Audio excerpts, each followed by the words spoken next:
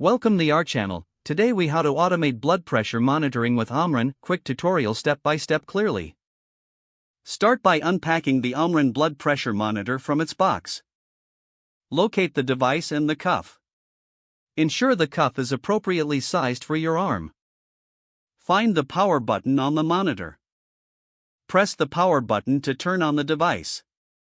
Choose the automatic mode if available. Wrap the cuff around your upper arm, ensuring it fits snugly but comfortably.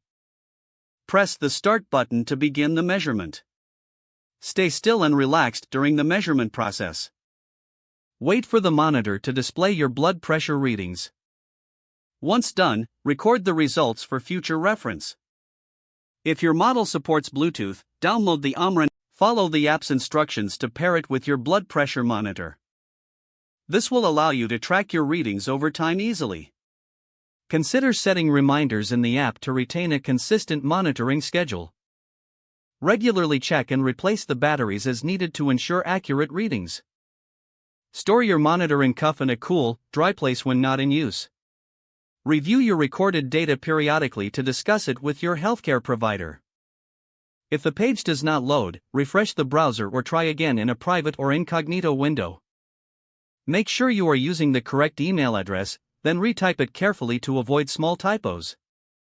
If your password is not accepted, use the reset option and create a new strong password you can remember.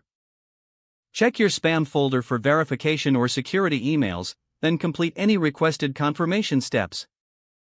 Enable two-factor authentication if available to improve account security and reduce unauthorized access. After signing in, review your profile details so your contact information and settings are accurate and current. If you see an error message, note it down and try again after restarting your device and internet. Log out when you finish, especially on shared devices, to keep your account and payment information secure. If the page does not load, refresh the browser or try again in a private or incognito window. Make sure you are using the correct email address, then retype it carefully to avoid small typos.